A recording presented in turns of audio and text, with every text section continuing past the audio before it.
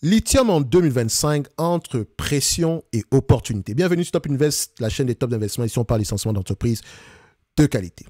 Le lithium, métal essentiel à la fabrication des batteries pour véhicules électriques, est au cœur d'une véritable révolution technologique.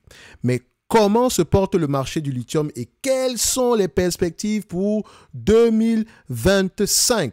En 2025, les prix du lithium devraient rester globalement stables avec une légère hausse par rapport à 2024. Ça reste une prévision, c'est pas moi qui fais les prévisions ici. Ok? Cette stabilité apparente masque cependant des dynamiques complexes. D'un côté, l'offre de lithium reste abondante. Malgré le ralentissement de certains projets d'expansion, cette offre abondante exerce une pression à la baisse sur les prix. Donc, c'est une industrie qui se comporte très mal de manière générale. Enfin, c'est très classique pour les compagnies minières. Quand le prix de la commodité est à un niveau élevé, on a de gros projets d'expansion sans comprendre, enfin, pas avec comme conséquence ici une surabondance du produit sur le marché. Parce que quand ils font leur projet d'expansion ici, ils se disent toujours que le prix de la commodité va rester à un niveau assez élevé. Juste comme exemple, regardez ceci. Ça, c'est le prix de la commodité en 2022. C'est en monnaie chinoise ici. Donc, voilà. Ici, on a atteint presque 60. Parce que c'était combien? C'est par tonne, hein? 592 171. C'est quoi? C'est le yuan? J'oublie toujours c'est quoi la monnaie chinoise. Je ne sais pas pourquoi ça me sort toujours. Ça me sort toujours de l'esprit ici. Mais voilà. Entre presque 600 000 ici à 75 500 en date d'aujourd'hui, on a presque divisé par 10 le prix le plus haut qu'on ait obtenu en 2022. Quoi qu'on revienne, et si on regarde à peu près sur une moyenne historique, on est à peu près au niveau d'une moyenne, ça reste à peu près, en moyenne, c'est 100 000 $ par là. Et n'oubliez pas qu'entre 2018 et 2021, on avait des prix aux alentours ici, on avait une moyenne aux alentours, en dessous des 75 000. Donc, c'est un business cyclique de manière générale.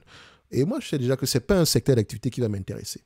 Mais on m'a posé beaucoup de questions en 2023 et en 2022 par rapport à ces compagnies, Albemarle, Arcadium, etc. Et à chaque fois que je mentionnais que ces entités-là, il faut faire très attention. Enfin, je vous laisse aller voir les commentaires. Dans tous les cas de figure ici, ça veut tout simplement dire que ce secteur est cyclique. Et donc, quand c'est cyclique, on normalise les résultats. Or, et là, je vais vous montrer, on va terminer la note ici, et je parlerai ici de deux entreprises en particulier. Et vous irez voir ici à peu près comment est-ce qu'elles se sont comportées après la chute drastique ici du prix de la commodité. Donc, on revient ici. Voilà. Donc, d'un côté, l'offre de lithium reste abondante. Malgré le ralentissement de certains projets d'expansion, cette offre abondante exerce donc une pression à la baisse sur les prix. De l'autre côté, la demande en véhicules électriques aux États-Unis est moins forte que prévu en raison des incertitudes économiques et de la frilosité des consommateurs.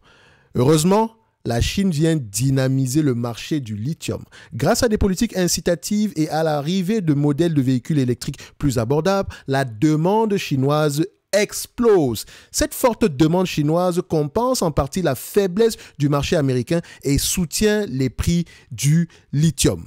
Dans ce contexte, deux entreprises se distinguent.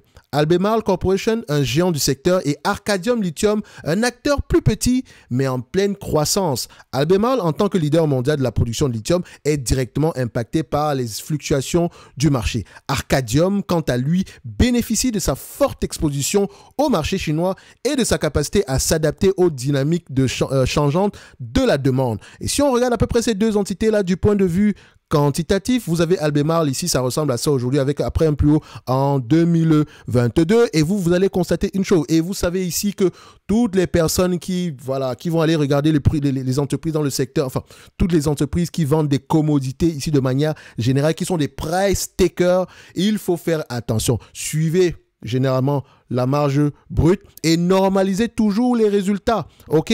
Ne vous laissez pas berner par l'euphorisme, pas l'euphorisme, qu'est-ce que je raconte? Par l'euphorie ambiante. On va vous dire, oh, voiture électrique, on va demander beaucoup de lithium. Boum, j'investis. Comme présentement, la thématique, c'est quoi? Le quantum computing, c'est comment on appelle? L'informatique quantique. Franchement, les amis, pardon. Évitez des compagnies dans ce secteur-là qui ne gagnent pas d'argent en date d'aujourd'hui. l'informatique quantique ou je ne sais pas quoi, le quantum computing, s'il vous plaît, IBM le fait depuis très longtemps, Google le fait, Microsoft le fait, ils sont nombreux à le faire et qui rapportent déjà de l'argent aujourd'hui, pas par rapport à tout ce qui concerne ici l'informatique l'informatique quantique, non, pas du tout. Elle fait déjà de l'argent sur d'autres segments d'activité. Et donc, l'informatique quantique n'est qu'un bonus. Et si on a même une entreprise qui arrive à percer dans ce secteur d'activité-là, elle pourrait se faire acheter par une autre ou bien les géants de la tech peuvent investir dessus. Point. Ça ne sert à rien d'aller chercher une entreprise en particulier dans ce secteur d'activité-là. En tout cas, pas aujourd'hui. Et si on parle ici du secteur du lithium, regardez aujourd'hui, le prix de la commodité s'effondre. Ça veut dire quoi? Ça veut dire ici qu'en date d'aujourd'hui, le prix proposé pour chaque produit vendu pour chaque tonne de lithium vendu par Albemarle est inférieur au coût de production d'Albemarle. C'est la raison pour laquelle elle a une marge brute inférieure à 0. Vous vous rendez compte? Donc, on vend à perte littéralement. On vend littéralement à perte. Et vous pensez que qu'est-ce qui va se passer? S'il n'y a pas de marge brute, si la marge brute est inférieure à 0, ça veut dire que il n'y a pas de free cash flow. Ça ne sert à rien d'aller réfléchir.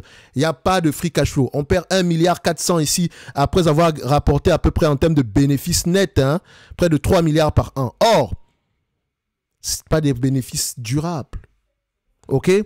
Ce ne sont pas des bénéfices durables. Et encore, dites-vous que c'est une entreprise qui a peut-être de la dette. Est-ce qu'elle a les moyens de payer la dette en question? En tout cas, si le prix de la commodité ne change pas, ça va être compliqué. Mais attention, les coûts de production sont peut-être très élevés en date d'aujourd'hui. Peut-être parce que comme le prix de la commodité était à un niveau élevé, elle a peut-être elle a peut-être décidé d'exploiter les zones où elle avait tendance à avoir des coûts de production très élevés. Bref, on n'aime pas ce qu'on voit présentement sur Albemarle. Mais ça ne veut pas dire que ça ne va pas redémarrer. OK? Mais c'est un genre de secteur d'activité, personnellement, je préfère acheter le business à un prix qui se rapproche des actifs tangibles nets par action. Est-ce qu'on a des actifs tangibles nets en date d'aujourd'hui? Oui. Ils sont de l'ordre de 6 milliards par là. Donc, si je veux acheter cette compagnie, je veux l'acheter à un tangible. Enfin, et encore, les actifs tangibles, il faut absolument qu'ils soient stables dans le temps. Donc, actuellement, c'est 52 $. Si on vient nous chercher aux alentours des 52, pourquoi pas?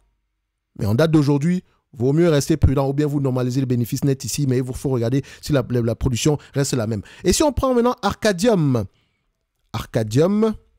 comme je l'ai dit ici, Arcadium peut énormément bénéficier du fait qu'elle soit proche, qu'elle soit proche ici d'un marché comme le marché chinois. Donc ça peut être bénéfique pour cette compagnie, mais ça ne veut pas forcément dire ici que voilà, tout se passe comme prévu en date d'aujourd'hui. Comme vous pouvez le voir, la marge brute diminue certes, mais moins prononcée que sur Albemarle. OK? En termes de free cash flow, on perd de l'argent. Mais peut-être qu'on perd de l'argent parce qu'on dépense énormément en capex. Ça doit être un capex de croissance. Parce que si on a vu que c'est un business à capital intensif, c'est un business sur lequel on a tendance à avoir, enfin, les bénéfices doivent avoir tendance à se rapprocher des free cash flow. OK? Donc, sur les 12 derniers mois, ici, en termes de bénéfices nets, on a 152 millions. C'est pas mal. Alors que Albemarle, c'est 0. Moins que 0 même. Bref. Que ce soit Arcadium ou Albemarle, les deux ne m'intéressent pas de manière globale. Je fais cette vidéo uniquement ici pour mentionner que le secteur, certes, il y a un big trend parce que l'adoption des voitures électriques, si on a une adoption de plus en plus croissante ici, ça pourrait être bénéfique pour ce secteur d'activité, mais il va rester cyclique jusqu'à la fin des temps. C'est un peu comme le pétrole. Et donc, pour se protéger au maximum, s'il vous plaît, je pense que c'est toujours mieux d'aller regarder ailleurs. Il y a toujours d'autres opportunités d'investissement sur le marché. Ce n'est que mon avis, d'accord? Et non un conseil d'investissement. Le plus important pour nous, c'est de rechercher un business sur lequel on peut avoir des bénéfices stables. Une constante au niveau des bénéfices nets. OK? Enfin, constante, une constance. Voilà, c'est ça. Je suis fatigué aujourd'hui. Bref, pas plus grave que ça, vous avez compris. Donc, on termine ici rapidement. Donc, je disais ceci, que Albemarle, Arcadium, du fait qu'elle soit proche de la Chine ici, peut avoir tendance ici à bien se comporter. Donc, l'avenir du lithium reste intimement lié à celui des véhicules électriques. Si la transition énergétique s'accélère, la demande en lithium pourrait exploser, entraînant une hausse des prix.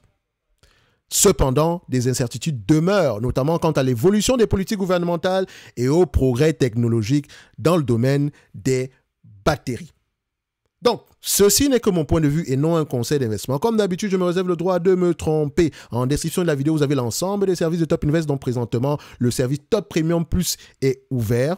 D'accord? Donc, vous avez également le Top Premium ici qui prend en considération les notes d'analyse, etc. En fait, la différence entre les deux, c'est juste le programme d'accompagnement. Donc, si en 2025, vous aimeriez apprendre à faire du stock picking de manière sérieuse en pratiquant, bien sûr, ça pourrait être l'occasion pour vous. OK? Bref. Tout ça en description de la vidéo. Vous avez également la watchlist. Est-ce que ces deux entreprises pourraient faire partie de ma watchlist? J'ai dit non. Trop instable pour nous. Donc, on laisse ça sur les lignes de côté. Peut-être un jour, on pourrait y revenir. Donc, si vous voulez avoir accès à la watchlist avec target price, etc., vous avez les objectifs de prix ici. Vous avez accès. Voilà, ça se passe à ce niveau. Et pendant que vous êtes sur cette page, abonnez-vous à la Top Newsletter. Et si vous avez une quelconque question, vous pouvez réserver un appel. Après, si vous me posez la question de savoir, mais pourquoi est-ce que le programme d'accompagnement est là et l'autre, il est ici? En fait, la différence est simple. Ici, c'est un abonnement. Et ici, vous le gardez sur une longue période de temps. Ici, les notes de cours ne vous appartiennent pas. Vous ne les gardez pas si vous ne renouvelez pas votre abonnement ou quoi que ce soit. Bref, on est là pour parler essentiellement. C'est la raison pour laquelle le prix est à ce niveau-ci. Mais ça reste un accompagnement.